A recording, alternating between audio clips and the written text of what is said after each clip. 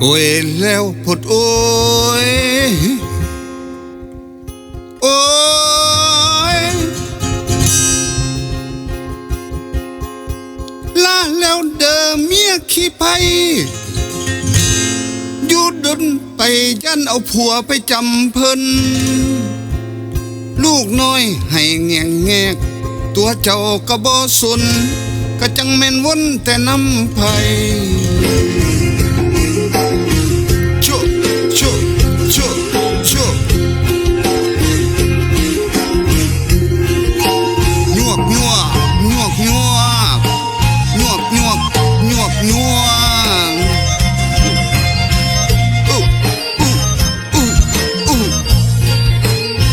ชะชะชะชะเกิดมามีเมียสองคนจังแม่นสับสนวุ่นวายแท้เดทุกวันหัวอกสิเพลำบากแท้เดมีเมียสองคนเมียใหญ่ก็มีแต่ปล่อยส่วนเมียน้อยมีตายแต่จมเป้ามาแล้วโมอารมณ์จมแต่เศร้าจมหอดแรงเขาเจ้าก็บ่ยอมหนึ่งพากันเบิงแต่เฟซบุ๊กคิดมาแล้วมันละจุกจุกแท้เดมากหัวใจจุกแท้นอมากหัวใจ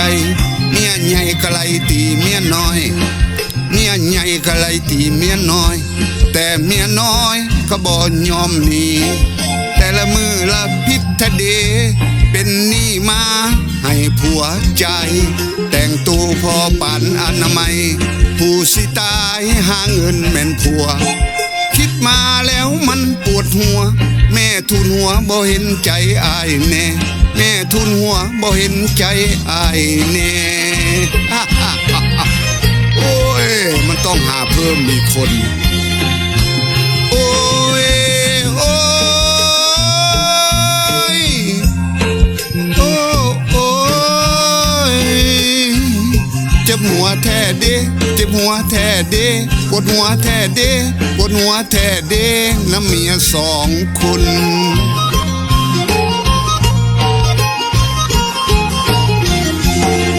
เมียหลวงอยากได้สร้อยส่วนเมียน้อยอยากได้ตู้เย็นเถียงกันแต่เศร้าฮอดเพนจักกรรมหรือเวรของเมียหลายคน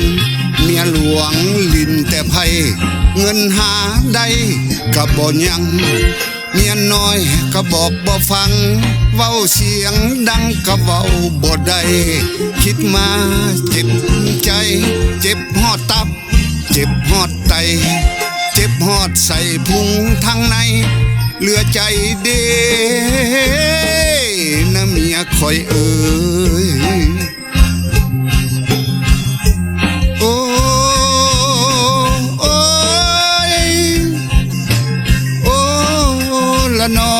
โอ้ละนอโอ้ละนอโอ้ละนอขอเตือนเพื่อนชายทั้งหลายจือเอาไว้เป็นบทเรียนอยากคิดมีใจภาคเพียรเป็นบทเรียนเดิมเมียสองคนอยากกินหลายได้กินทอก้อยอยากกินน้อยได้กินทอโปมือคำเบานี่ก็คือคำโบราณเพิ่นสั่งเพิ่นสอนต่อไปค่อยขอลาบแล้วขอจื้อแล้วเดิมเมียสองคนขอลาก่อนเดินหน้ามนเมียสองคนอายขอลาก่อนเด้อเมียสองคนอายบายบายก่อนเด้อถ้าเป็นแบบนี้มันก็เพิ่มมีคนเนาะ